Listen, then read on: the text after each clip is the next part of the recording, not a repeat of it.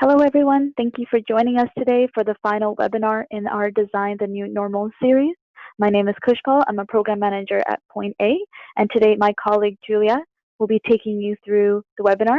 And with that, I'll pass it over to Julia. Hello everyone, my name is Julia and I will be taking you through today's webinar on staying active by walking. Today we will be talking about the health benefits of walking, reviewing safety, route planning, and how to stay motivated by earning rewards. This webinar series is a part of the Smart Commute program in York Region. The Smart Commute program supports the individuals, businesses, and the community with using sustainable travel through webinars such as this, campaigns, and an online ride matching tool. Point A delivers the Smart Commute program in Vaughan and North Toronto. Incorporating more walking into your life will bring about several health benefits. Walking is free, emits zero emissions, and is a great way to incorporate physical activity into your daily life. It allows you to skip congestion and have a positive impact on the environment too. Some health benefits include improved sleep, reduced stress, and lower cholesterol and blood pressure.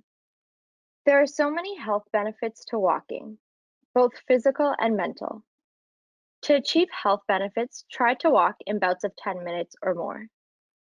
For example, if Canadians followed the recommendation for physical activity, they could reduce heart disease deaths by 33%. 89% of walkers are satisfied with their commute. The only mode with higher satisfaction is cycling.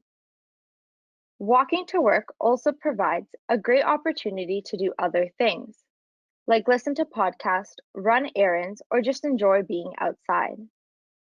A lot of people might still be working from home, so if they aren't commuting to their office, going for a walk in the morning before starting work is a great way to get focused and increase your daily step count. Alternatively, going for a walk after work helps with letting go of any stresses or tensions after a long day.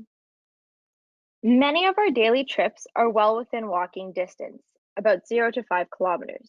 Walking replaces short polluting car trips, improves local air quality, reduces congestion, and reduces greenhouse gas emissions.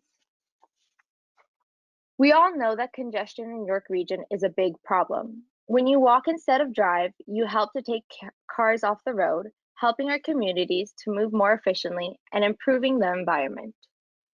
So this is more of an interactive activity. We want to know where your favorite place to walk is.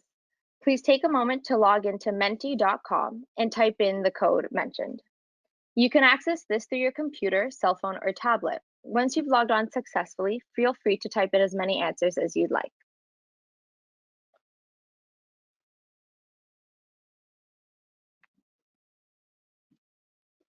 For those that are coming later in, you can just type the code at the top of the page.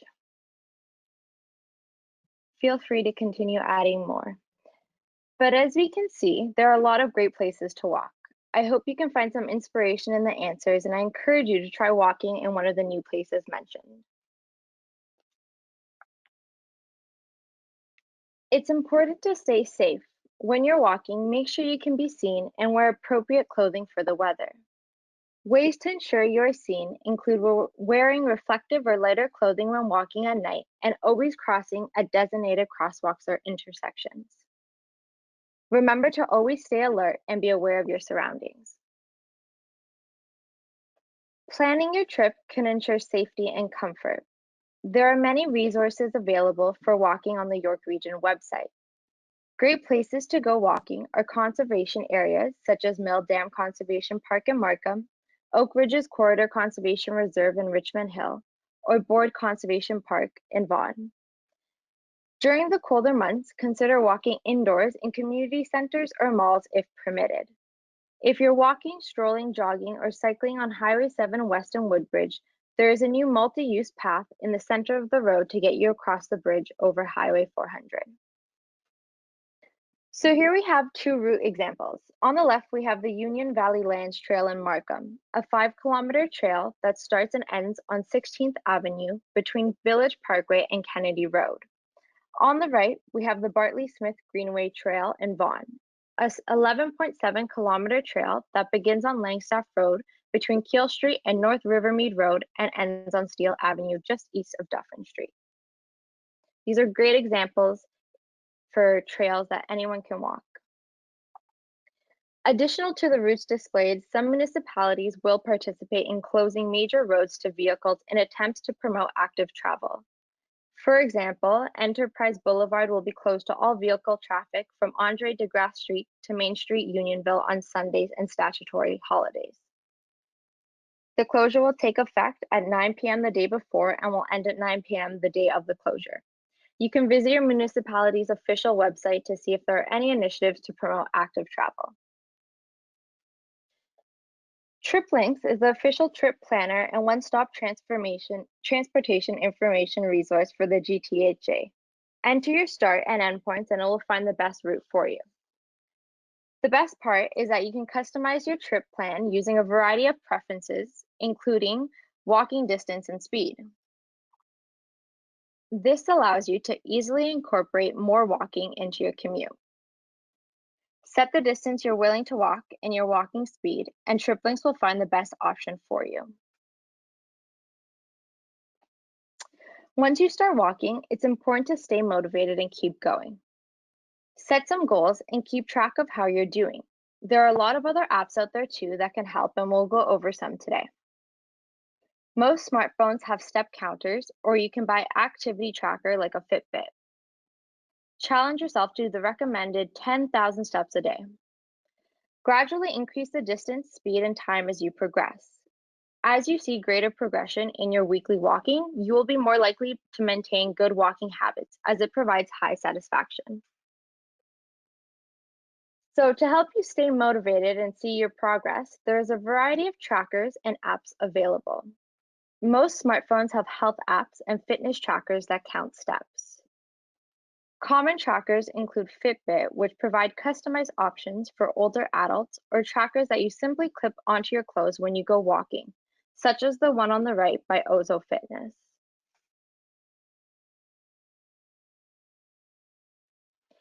Additional apps that easily track your walks include Hiji, Map My Walk by Under Armour, and Steps App's Pedometer. You can also connect to apps that provide rewards for walking. StepBet is a fitness game that syncs with your fitness apps and trackers to calculate your activity.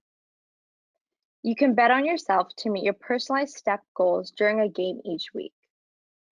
If you meet your goal, you can win a cash prize. Carrot 2.0 is another similar rewards app that is set to relaunch in the upcoming months. Carrot is a free tracking app that provides earned rewards points from a major loyalty program like Cineplex Scene and Petro-Canada's Petro Points in exchange for meeting health and fitness goals. The release date has not yet been determined, but you are able to sign up to join a waitlist on the rewards website.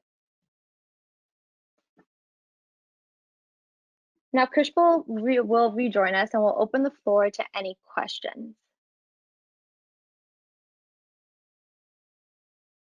Thank you, Julia, for taking us into the presentation so far. So yeah, we'll open up the floor now to any questions. So you can enter any questions in a questions tab that should be in the side panel. So I'll give everyone a couple minutes to go ahead and enter any questions or thoughts that you have, even suggestions for walking routes that you like. If you want to share that, your experience, please do. Okay, so I'll take the first question here. There are a lot of busy streets filled with vehicles where I live. How can I ensure my safety? Julia, do you want to take a stab at that one? For sure. So that's a great question. What I would recommend is if you're walking in the evening in poorly lit areas or in areas where there's limited sidewalks, try to wear light colored clothing or reflective gear. This will just help ensure that you're being seen by all road users. Additionally, make sure to cross at designated crosswalks and follow all pedestrian signs and rules of the road. Some people do also enjoy attaching a flashlight to your clothing. This again just allows you to be seen.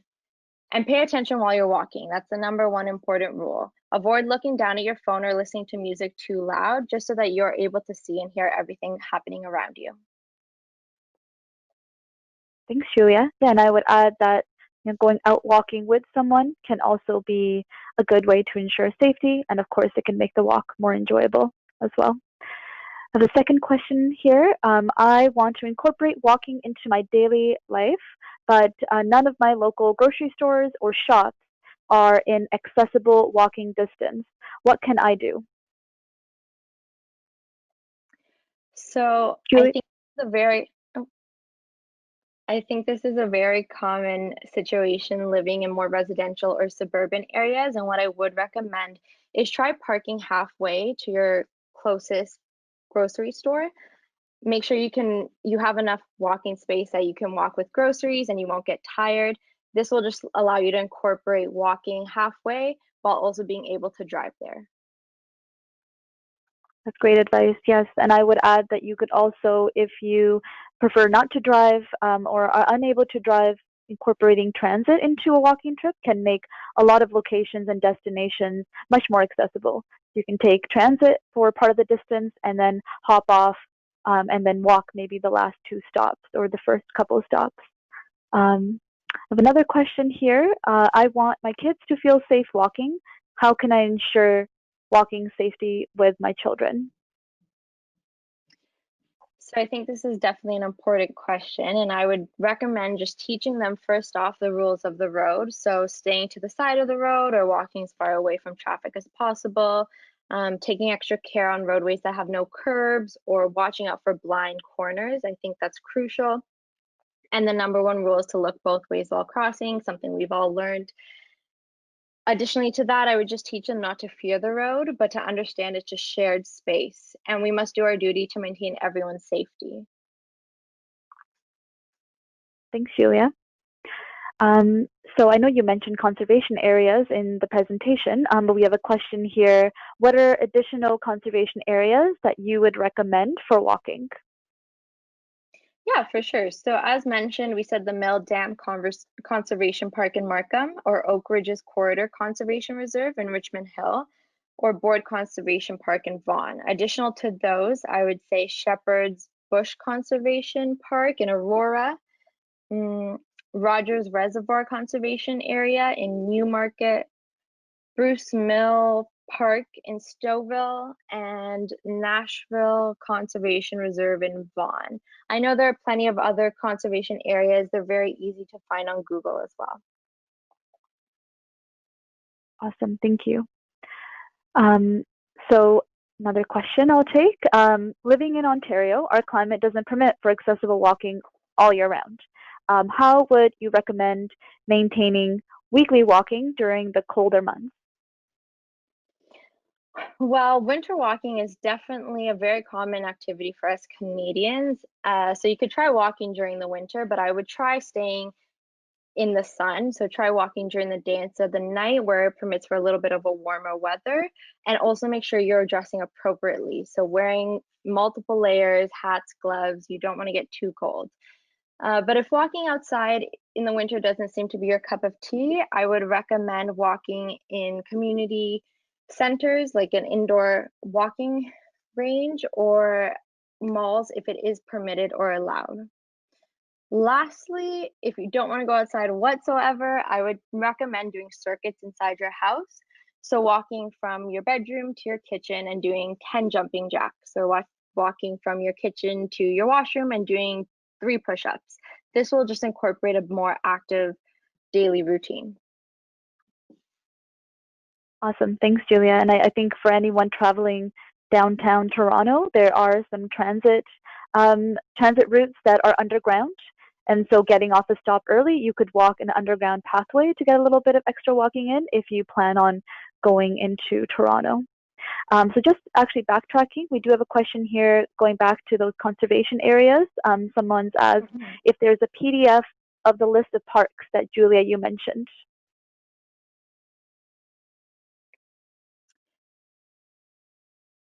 I don't believe we have one yet, but we can definitely send one out in an email. Like I mentioned earlier, you can obtain them off Google. They are very easy, but if it is easier for you, we can write it down in the email that we'll send following this webinar. Yeah, and I'll just add, we will be sending the recording of this presentation, and I think Julia went through the York Region website, has a lot of good resources. They actually have a trail guide that I've used. It's great, and those are listed in our webinar, those specific links. So we'll be sure to share that afterwards. I hope that helps. Take a couple other questions here. Another one to do with safety. I'm a slow walker and I do not often have enough time to cross the street. What do you recommend I do?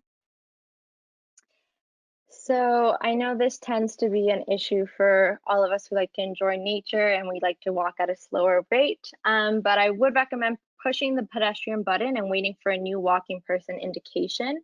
At all crosswalks, it is timed. So you don't want to walk through one that has already started. A walking pedestrian indication that has already been on may not give you enough time to fully cross the road, but all of them are timed for children, elderly, and any person to cross safely. So make sure that you do press it so that a new one does appear. And I would suggest beginning crossing immediately after you see the light turn on. Additionally, you can make eye contact with the drivers in your surrounding area just to ensure that they see you. And then if you are taking a little bit more time, they know that you're there. Thanks, Julia. So I think I have one last question here. What if there are no visible crosswalks? How do I make sure that I'm safe while crossing? So I know this does appear on some streets if there's no crosswalk or designated intersection available. I would recommend finding a well-lit area where you're both seen by vehicles as well as oncoming traffic. Additional to this, you can always make sure that when you're crossing the street, there's a big enough gap between any vehicles crossing just to give you enough time. And again, just ensuring you're making contact with any vehicle or even cyclist on the road, just so that they see you crossing. Awesome. Thank you, Julia. I don't see any other questions coming in, so I'll pass it back to you, Julia, to wrap up the webinar. Wonderful. So thank you everyone for participating today. As our daily commutes have been transformed, now is the time to consider what improvements you would like to see in York Region and Vaughan's transportation network. Work with your family, friends, and community to design the future of traveling around the region. You can map out the trips you make and consider what are new modes available to you. Can you cycle to get groceries? How long does it take to walk to the park? Draw, paint, or write in with your vision of how you hope to travel across the region. You can find out more on the contest at pointa.ca/design the new normal.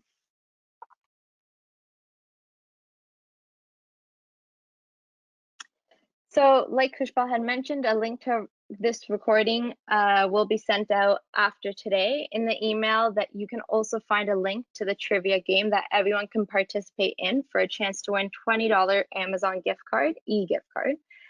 If there are any additional questions after this webinar, feel free to send us an email and we'll get back to you as soon as we can. Again, thank you so much for joining us today.